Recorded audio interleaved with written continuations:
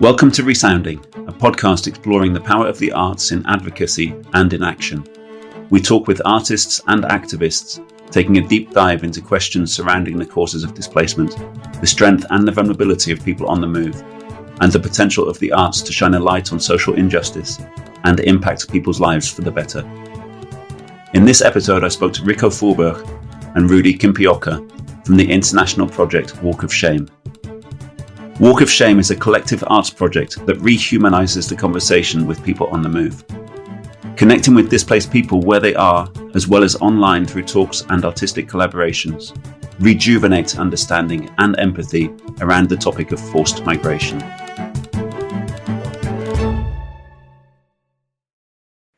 Welcome, Rikko, and welcome, Rouddy, to this week's podcast. Thank you, Chris. Nice to meet you, Chris. I'm very happy to be here and to share my experience also about as refugees and also with Walk of Shame. I want to jump straight in and start from this word, which is so central to the work that you do together, shame. Mm-hmm. And when I was reading through and following your work, that word obviously stands out so much. And to me, it expresses that you're starting from a point of how you feel and how Europeans should feel about the situation with refugees at the borders of Europe. Can you explain a little bit, perhaps, how you came to that starting point? Because it's quite unusual, I think, in this field to begin from how we feel, as opposed to imagining how other people maybe feel, or imagining how we can help people. Yeah, I can. We have considered walks of hope, walks of reconnection, walks of whatever, and they all seem to fall short on the reality of what was happening at the borders, and on what we seem to be able to realize. Hope did happen and reconnection did happen, but the thing that stands out the most when you're talking together with people on the move at the borders, and that's where it started. Europeans just getting very angry, sad, frustrated, and ashamed about what the results of migration policy was. We realized, and there was one thing I think that's important. I talked to it wasn't to Rouddy, I think it was to one of the other guys on Lesbos, and he said, I said to him, it's such a grave injustice what's happening to you. And he said, the fact that you say this makes my hell for just this moment into a heaven. I'm like, well, I'm not sure if I buy that. It's a bit big, but I try to be very serious about what she's saying. That the fact that I'm expressing that I realize that this is a grave injustice happening to people, and that I'm not only saying it or using it as a political point, but that I'm feeling it. That gives an equality to people on both sides of the fence in a way. I mean, the situation are different, but that's where it started. Like. And people kept saying it when they were returning from helping in the camps or protesting or whatever, saying like Europeans, saying like it's such a shame I feel when encountering what's happening. Yeah, and it's a strange starting point because people feel like, but that would maybe kill our ability to do something because shame brings you down. The thing is, when in a relationship, you would say out loud that you're ashamed about what you did. That's the moment of reconnection. It's not the solution, but it's the moment you're reconnecting, and you maybe not know even which solution is going to help this relationship, but there's connection again because you're on the same page, and that's I think an important starting point. Yeah. Yeah, so it's connecting at just a really human level of this is how I'm feeling. This is how I genuinely see this. Yeah. Rather than already jumping to the next stage of, hey, how can I help? How can I? You're meeting someone, aren't you? And that's a very important part, because we've seen, I mean, it's a big discussion in the whole social scene and the helping scene, what helps. Mm-hmm. And to make it very simple is when my partner is sitting at the couch and just starts telling me things about life that are difficult, there is moments I'm coming up with all kinds of solutions for her. Yeah. And that not being the right answer, because who am I helping? Am I helping me? Because if I've given her a solution, I'm rid of all the complaints, or am I genuinely helping her? So how much of the helping thing is also, and it's not bad, but it's just part of human life, is a way to get rid of, well, what's bothering your conscience. Sometimes you just have to sit in it. Mm-hmm. And by walking with people, going and meeting people, it gives you a chance to share how others are feeling and what other people are going through, and to have those moments of connection and even empathy, I think you're talking about. It's empathy, but it's also, we called it Rehumanizing Europe. That was the subtitle, which was a big thing. Yeah. But it's rehumanizing connections between Europeans and people on the move. And we've all been protesting. The most people were Europeans who've been involved in the Walk of Shame. And most of us have also been helping with food and everything. But when we sat together after 10 years of doing this, saw that there was no change going to happen anytime soon, and that the situation had changed dramatically in sense of how human rights were upheld for people on the move, I just asked, what were the moments that were the most rehumanizing? And those were the moments that you would put aside your job of giving food or holding up signs, and would just sit and be offered a cup of tea by somebody in a refugee camp, and saying, "Hey, please, would you accept this tea or this food?" And then the roles were reversed, because I was not the one in charge anymore of on the high place given to people in need, but you were just sitting together, and maybe it was even the other way around. These guys in Bosnia in a squad, they were so hospitable, inviting us in after they realized we are not police, inviting us in and saying, "Hey, here's food, come sit and eat with us." And the fact that we ate with them reversed the roles. They were for a moment, at least that's what I got from the situation, for a moment a little bit back in Egypt in their own home, receiving guests. And that flipping the situation, if that can happen at least for a little bit, that does something in this rehumanization of connections. Yeah, I'm sure.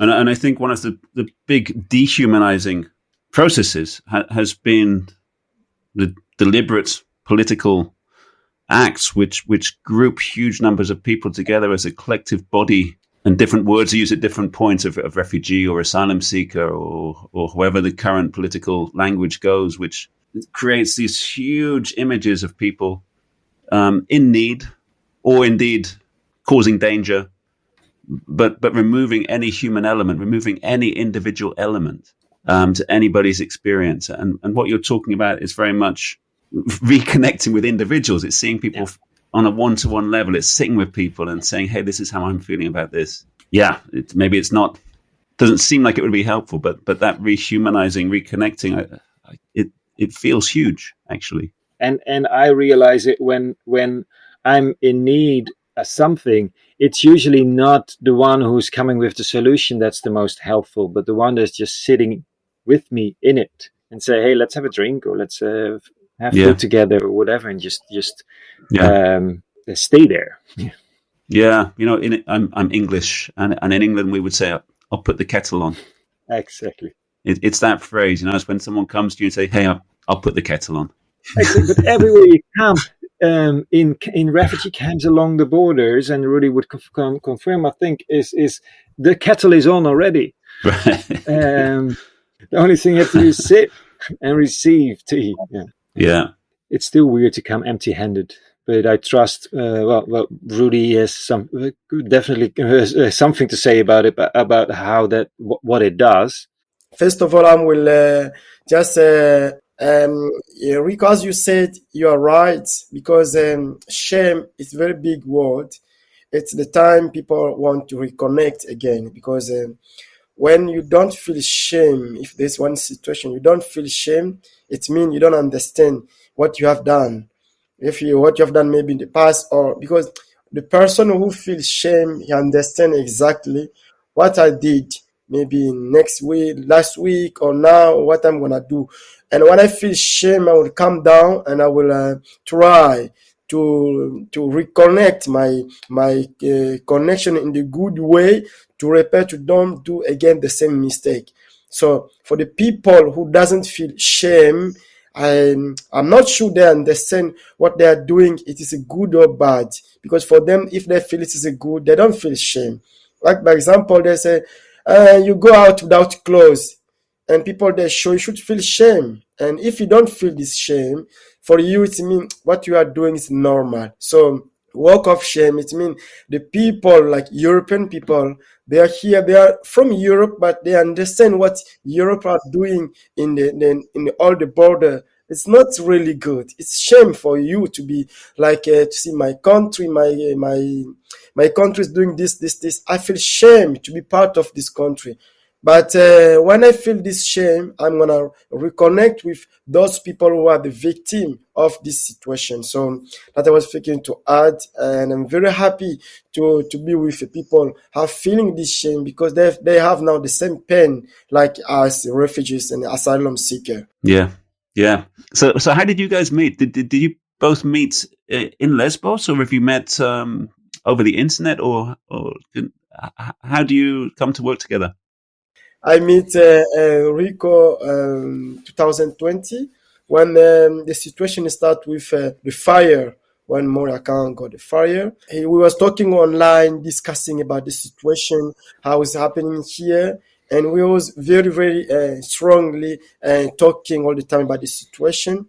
Then it was unbelief, and Rikko decided, say, I'm going to come to Lesbos. I didn't believe on that. I said, because I've been talking with a lot of people saying, okay, we're going to come, but they never come.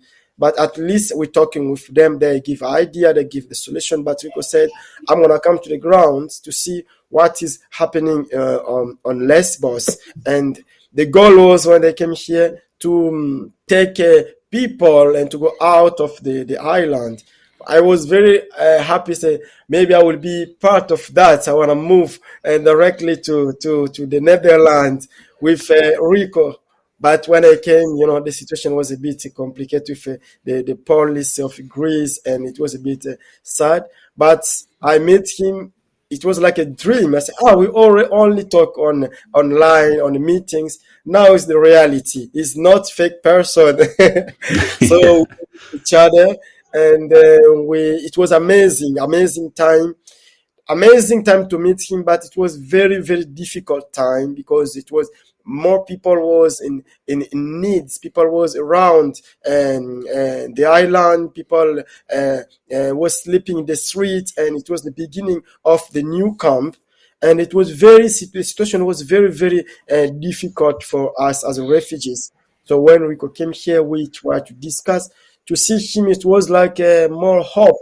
And we discussed, and I explained also about myself, about the situation, what I'm doing here, how I was trying to help the people since I'm on this island. It was really good.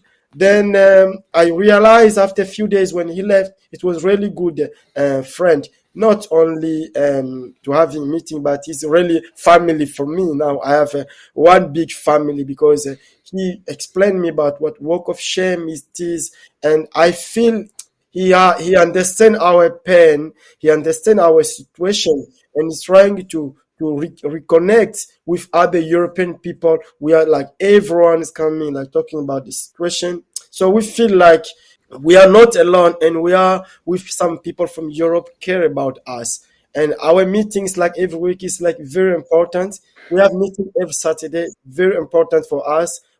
I never even like to miss this meeting because it's like the house. We meet every day, every week. We talk about the situation and we try to find the solution, how we can help each other. So yeah, and when you talk about meeting every week, are you talking about the talks with Lesbos? Yeah, talk with Lesbos. So we talk with Lesbos. We explain the situation because every single week we have a different problem going on Lesbos.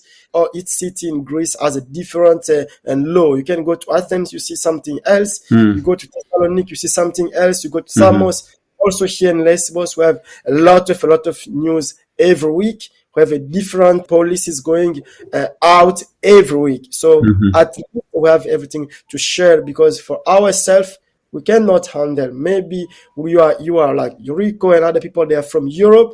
We explain them. Maybe the same situation is happening to different country. Or if it's not, maybe they have more experience to explain us how we can handle the situation and to survive. So we don't have really much things to do. But for the European people who feel shame about what Europe is doing, they're trying to help us on this situation, try to do this. And those talks are open to anybody to join, I believe. So anyone listening, they're able to join these talks and listen live and hear from you every week. Yeah, Walk of Shame is like open for everyone, people around the world, and everyone is welcome to join us every Saturday in Greek time, like 6 to 7. We talk about all the situation, and we are one family, and this bring us big hope for the people are on Lesbos. Also, the refugees are already moved; they're still connecting with us. And you, Rouddy, as I understand, you are no longer in the camp yourself, but you are still connected with the camp through your project, Rad Music, Refugees African Dance International. Yeah, I have been in the camp since 2017. I spent 6 months in the camp, the old Moria. Then I went to another camp, Karatepe. Then after I left the camp because the situation was a bit complicated. Then I left the camp, but I'm still close to the people, close to the refugees, not only African, but for all the refugees coming in this island, like in Lesbos, in the Arabic, Afghan, and African. And then I create Rad Music, like as you said, Refugees African Dance International. It was like only for African, but after I feel what I was doing, I'm doing with Rad is not only for the African community, it is for everyone because people was coming from different country and they were thinking also to join us and to get this hope because Rad is giving hope to the people like refugees, not only refugees, and we start to give also to volunteers for the European people and people around the world. That's why I put also international because we are people from America, Africa, and Europe and Asia. And music for myself first because I am still have a lot of problem about my situation and I'm a refugee and the music I'm doing is not because I want to play, because to help myself. Because sometimes, even when I'm talking with Rikko, I lose sometimes hope. I say, I'm tired. Now I'm tired. I can't do nothing. But when we're having our meeting and we smile, it brings me more hope. It's not easy. I'm a refugee and trying to support other refugees.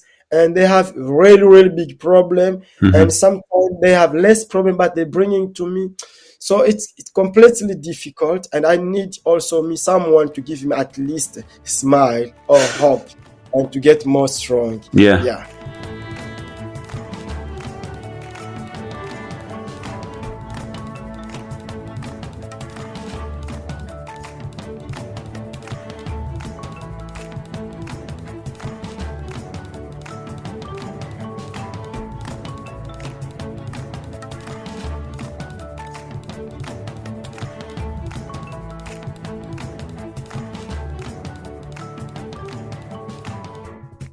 Let's talk then about music and about arts within both of your work.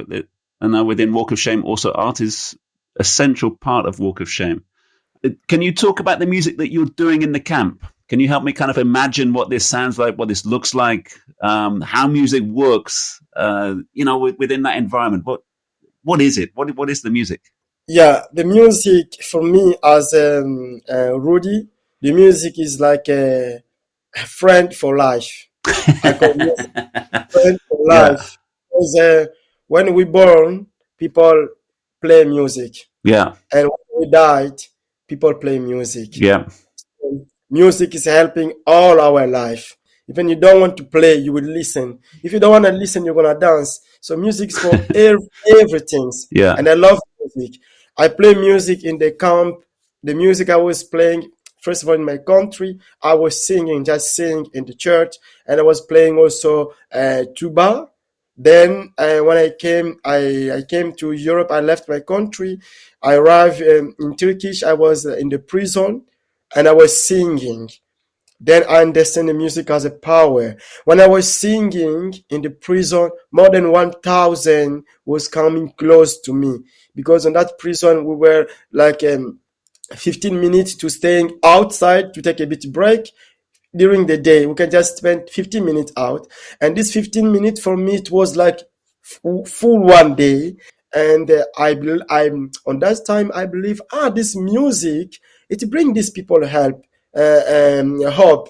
So when I crossed Europe, I didn't like to forget my art, because it was like something very important for me. And the people was pushing me, my friend, can you play music? I said, okay, I'm going to play music, but I don't want to play music because I want to play music to explain my situation, and to talk about the situation of refugees, and to speak out, because I don't have any power. Then music has a power, because no one can stop music. Then I play music inside the camp. I play a lot of different music, but I'm really special on reggae music. I already record some songs. Maybe in the few, maybe next week, I'm gonna start putting the song online, so you can hear. Maybe you can use it. It's like the song, call it One Day. One day things will change. And I add some different party like Lingala inside. Lingala is my mother tongue. So this one day, it means at least you can suffering all your life. But one day, things gonna change. You can see one day the door will open for you, and you forget your problem. And also in the Lingala party, it is mean refugees don't cry, because today you are refugees. Just be strong, don't give up. Tomorrow, God knows, because most of people, we believe that everything can change in one day. So the song is giving people hope. We're going to stop with the war, with the violence, with everything. And one day things want to change in your side.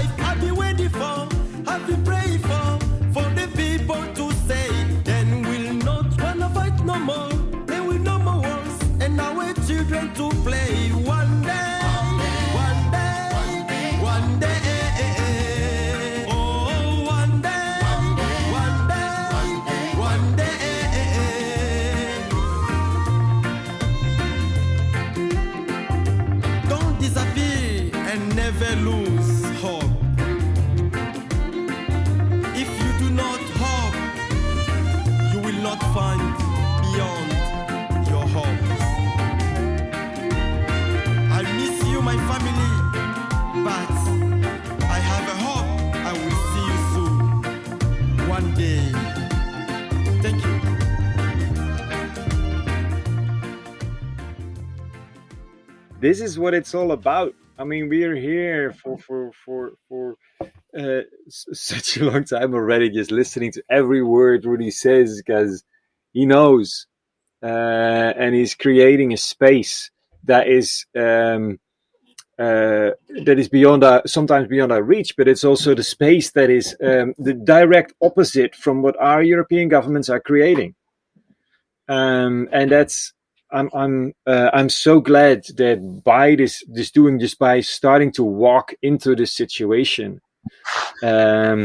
with empty hands, because you realize you're part of a system that's destroying the humanity, or trying to destroy the humanity of people, and you're walking in with empty hands, and you're received by people like Rouddy, who have a clear vision of what can happen and should happen, and you're just envisioning a new reality by spending time together, and it's a very simple thing. I mean, the whole thing of the talks of shame, or the talks of the walk of shame, was just every week I'm just asking one question: how's your week? And from there it goes, and you become friends. And what happens, I just want to give one little example of also how it the cooperation works. Like on Instagram, I got a message from a young guy, 14, from the camp. He said, "I need money for a lawyer," because, well, it's often the young guys have mastered English, so they are trying to organize everything for their entire family.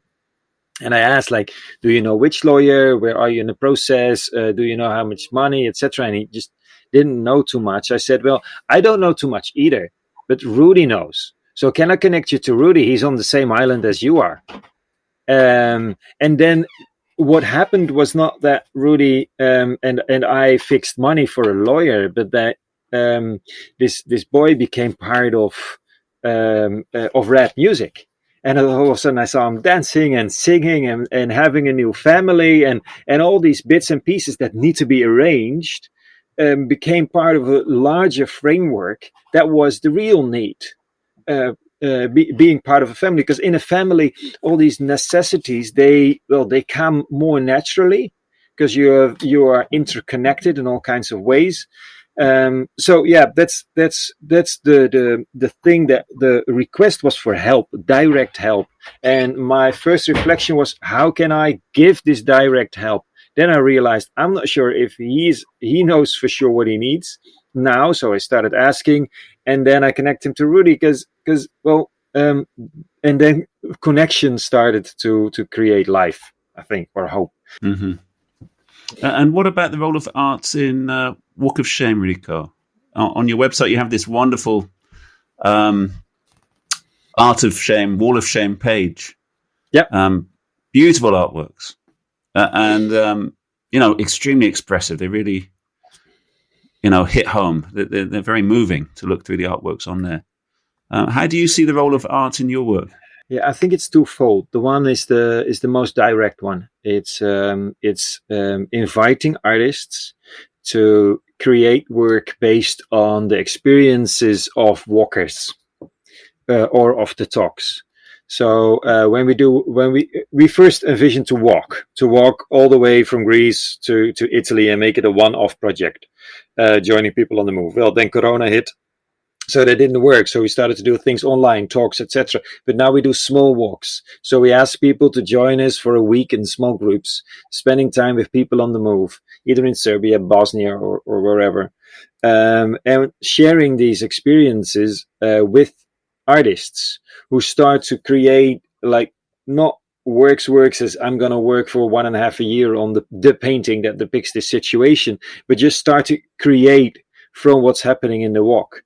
And that, because what we see is that we have been flooded with imagery of people in difficult situations at the borders. And these are important images, and it's the responsibility of journalists to do it.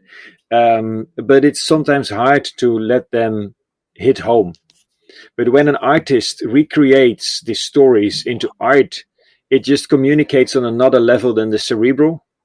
So it hits, like you say, on an emotional level, and it involves you into the situation. At least some of the works do that for people. Mm-hmm.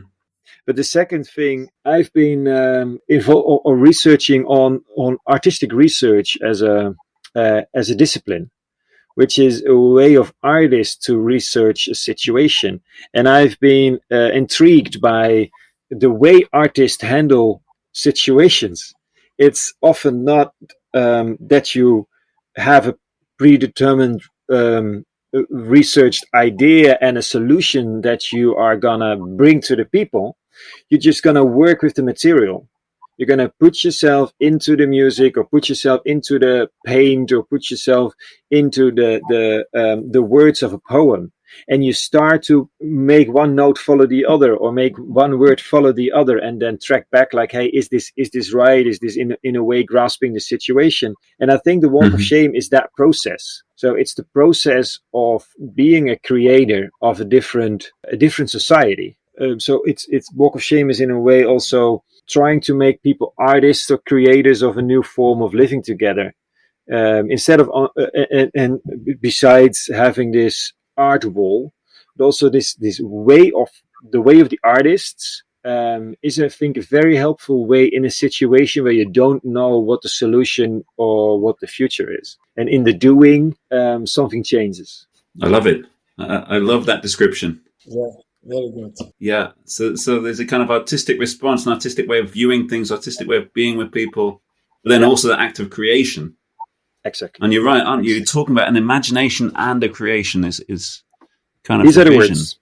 Yeah. It's somebody gave me the words of Shakespeare at some point. He said, if I remember well, the poet's eye in a fine frenzy rolling glances from heaven to earth and earth to heaven. As imagination bodies forth the things formerly unknown, the poet's pen turns them to shape and gives to airy nothing a local habitation and a name. I love that part. It's a bit a complicated sentence, but the thing is that the imagination of the things that have not been seen yet, they just are out there somewhere, and they are pressing on the soul of the poet. And when he's writing, he gives to airy nothing an ideal, a hope, a local habitation and a name, a place in life.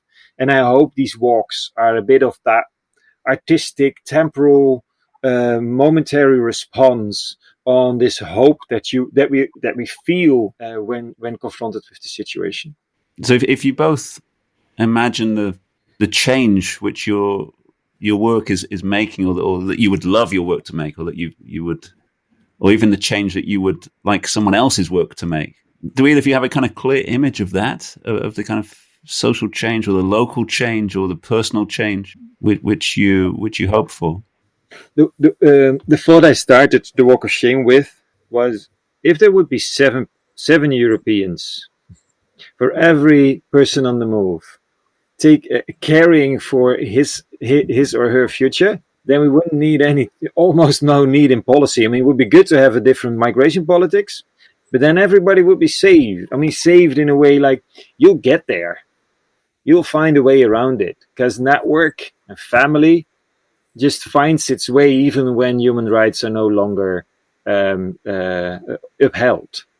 So that's one thing. The space of creating, taking responsibility and creating your future you want to see, even when politics and circumstances don't seem all too promising. So when I get all down to my heart and my hope, it's hoping to realize or see more of this creatorship in people, that people realize it's on me. And I don't know the future, but here are a few materials, and I'm able to imagine something that I would hope for, and start to create it with the couple of materials that I'm having. And it happens when you are seeing this whole situation, see people arriving at the borders, you see policymakers coming up with big stories about how they're going to fix it or not going to fix it, and you're lost in between the wheels of the machine. But once you are weekly talking with Rudy or connecting with somebody on the move, this machine is only context. It's out there. but you're in there creating, just creating a future together, creating friendships, and all of a sudden there seems to be lots of space besides, above, under, next, and inside this machine to live. It's this guy in the Netherlands. He said, I was trying the first 10 years in the Netherlands to get a status, to get my papers, to get my positive. And then I gave up, and I started to do what I wanted to do after I got my papers, being a theater maker, being a performer, and I just started to doing that. And then I did. And after a couple of years, I got my papers, but it was just a minor moment because I was already doing what I hoped to do. And of course, he's lucky and he's extremely talented, etc. But this space in your mind and in the minds of people is so important and such a hopeful place. How can people listening to this podcast get involved with both of your work? Yeah, you can join us on Saturday if someone wanna.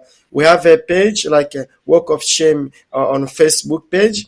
Also, Rad Music International on website. Also, Facebook page. We have Rad Music International. You can join us. Even you are not directly with Walk of Shame, you join me directly. I will bring you on our meeting from Saturday. I'm gonna send you the contact of Rikko, and everything's gonna be shared directly.